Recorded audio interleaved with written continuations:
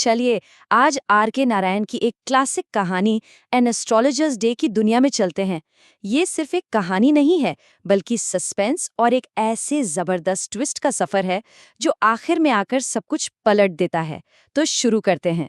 जरा इस सवाल के बारे में सोचिए। एक ऐसा ज्योतिषी जो सब कुछ बस अंदाजे से बताता है, अचानक उसका सामना किसी ऐसे इंसान से हो जाए जिसके अतीत का हर राज वो असली में जानता है। यही सवाल इस कहानी की जान है और हमें सीधा इसके टकराव के बीच ले जाता है। कहानी के दिल में उतरने से पहले चलिए मिलते हैं इसके मेन कैरेक्टर से, एक ज्योतिषी।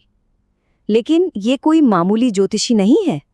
देखते हैं कि कैसे उसने धोखे और फरेब की एक पूरी दुनिया बना रखी है।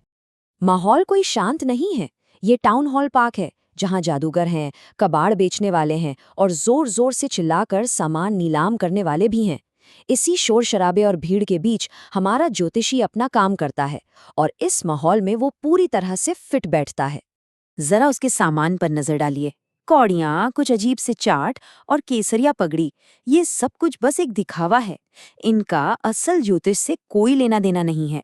ये सब एक सोची समझी तरकीब है ताकि वो एक ज्ञानी महात्मा लगे। तो असल बात ये है कि हमारे इस ज्योतिषी को ज्योतिष का ज भी नहीं पता। उसे सितारों के बारे में उतना ही मालूम है जितना किसी भी आम इंसान को। उसकी कामयाबी का राज कुछ और ही है, जिसका सितारों से कोई वास्ता नहीं। तो सवाल ये उठता है कि भाई अगर वो ज्योतिष जानता ही नहीं तो लोगों को अपनी बातों पर यकीन कैसे दिला लेता है। उसका राज सितारों में नहीं बल्कि इंसानी दिमाग को पढ़ने की कला में छिपा है। उसका तरीका बड़ा ही सिंपल लेकिन बहुत असरदार है। वो कोई भविष्यवाणी नहीं करता, वो लोगों को पढ़ता है। वो बस 10 मिनट तक चुपचाप सब सुनता है और फिर उन्हीं की बातों को तोड़ मरोड़ कर ऐसे पेश करता है जो वो सुनना चाहते हैं।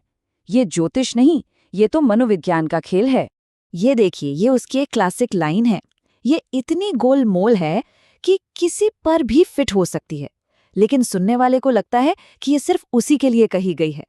लोगों को भी ये सुनकर तसल्ली मिलती है कि उनकी गलतियों में नहीं बल्कि ग्रहों में दोष है। सब कुछ बढ़िया चल रहा था जब तक एक रात एक अजनबी नहीं आ गया और यहीं से कहानी में एक जबरदस्त मोड़ आता है और ज्योतिषी की पूरी जिंदगी दांव पर लग जाती है। दिन का काम खत्म हो चुका है और ज्योतिषी घर जाने की तैयारी में है। तभी अंधेरे से एक साया निकलता है। वो सोचता है कि चलो दिन का आखिरी ग्राहक मिल गया, पर उसे जरा भी अंदाजा नहीं है कि ये ग्राहक उसके अतीत से आया है। ये कोई आम ग्राहक नहीं है। ये आदमी ज्योतिषी को सीधा सीधा चैलेंज दे रहा है। वो सिर्फ अपना भविष्य नहीं जानना चाहता, बल्कि वो ज्योतिषी का पर्दाफाश करना चाहता है। अब दांव पर सिर्फ पैसे नहीं बल्कि ज्योतिषी की इज्जत और उसका धंधा है। ज्योतिषी एकदम घबरा जाता है। वो इस पचड़े से निकलना चाहता है, लेकिन अजनबी उसकी कलाई पकड़ लेता है। अब उसके पास इस टकराव का सामना करने के अलावा और कोई रास्ता नहीं है। माहौल में टेंशन एकदम बढ़ गया है। और अब आता है कहानी का सबसे बड़ा टर्निंग पॉइंट।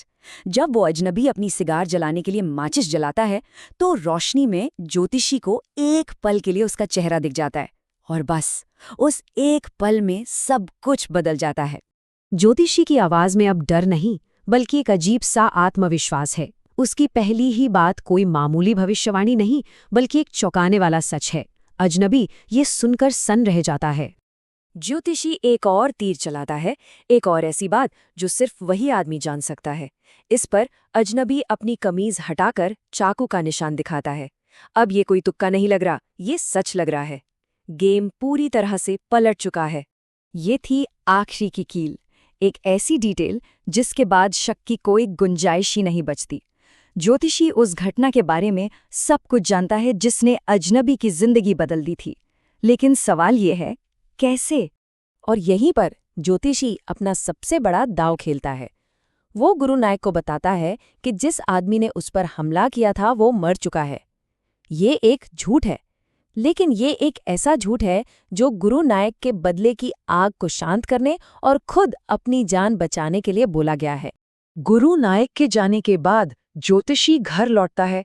वो अब भी परेशान है, लेकिन वजह कुछ और है और यहीं पर कहानी का आखिरी और सबसे बड़ा राज खुलने वाला है। और ये है कहानी की सबसे बड़ी विडंबना। ज्योतिषी ने जिस हमलावर के मरने की भविष्यवाणी की थी वो कोई और नहीं बल्कि वो खुद था। गुरु नायक सालों से जिसे ढूंढ रहा था वो उसी के सामने बैठकर अपनी किस्मत के बारे में पूछ रहा था। घर पहुंचकर वो अपनी पत्नी के सामने सच उगल देता है। इतने सालों से वो ये सोचकर जी रहा था कि वो एक कातिल है। आज उसे पता चला कि उसका शिकार गुरु नायक असल में जिंदा है। उसके लिए ये एक बहुत बड़ी राहत की बात थी।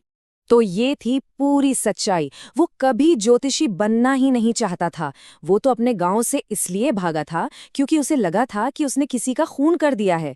उसकी पूरी जिंदगी, उसकी ये नई पहचान, सब कुछ उस एक रात के अपराध बोध पर टिकी हुई थी।